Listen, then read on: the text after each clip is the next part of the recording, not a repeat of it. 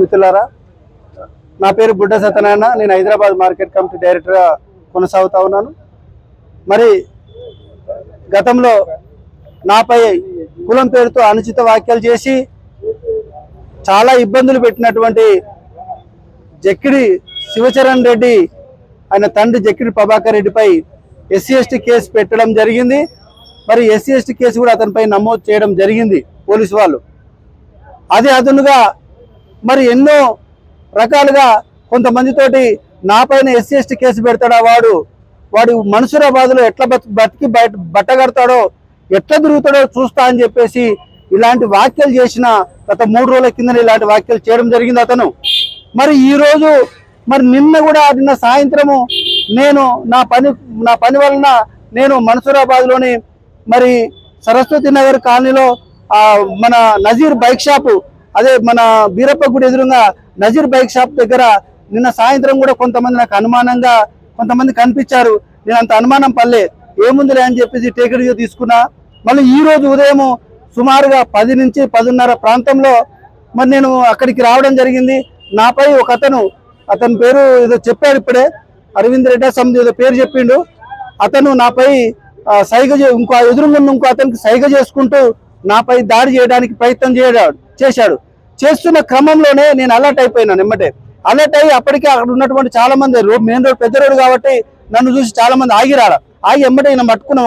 ఒకరిని ఎప్పుడైతే పట్టుకుంటామో ఆ అపోజిట్ లో చెరువు కట్ట మీద ఇంకో 2 ఉన్నారు, వాళ్ళు ఎమ్మటే పారిపోయారు. ఇంకో అతను వీనికి అపోజిట్ లో ఉన్న ఇంకో అతను ఒక బైక్ మీద కూర్చున్న అతను, వాడు ఎమ్మటే బీరప్ప గుడిలో నుంచి పారిపోయాడు.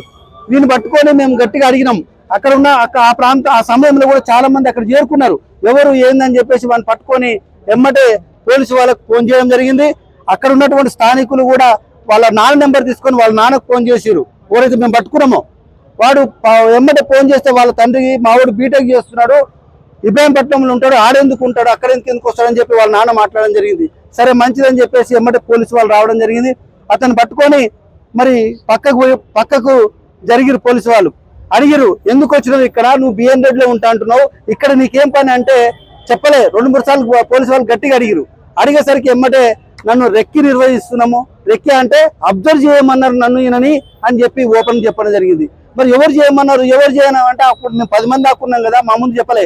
పోలీసు వాళ్ళు కొంచెం పక్క తీసుకుపోయి క్లియర్గా అడిగిరు. ఓపెన్ చెప్పేసిండు, జక్కిడి శివచరణ్ రెడ్డి ఇక్కడ అబ్జర్వ్ చేయమని చెప్పిండు, మీ మీద దాడి చేయడానికి ప్రయత్నం చేయమని చెప్పిండు అని చెప్పేసి ఓపెన్ గా పోలీసు వాళ్ళకి చెప్పడమే. ఎమ్మటే పోలీసు వాళ్ళు అతన్ని ఎమ్మటే వ్యాన్ వేసేసుకొని తీసుకొని వచ్చేసారు. ఇది జరిగింది మిత్రులారా.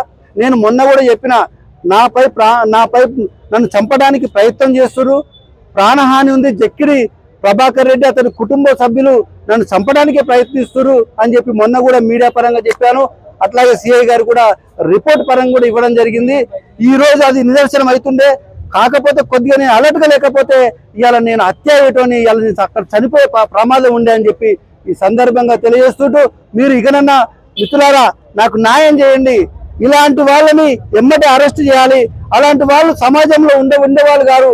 మరి చిన్న విషయాలకే ప్రాణాలు తీయడానికి ప్రయత్నిస్తున్నటువంటి జక్కిడి శివచరణ్ రెడ్డిని పార్టీ నుంచి సస్పెండ్ చేయాలని చెప్పి డిమాండ్ చేస్తా ఉన్నాను.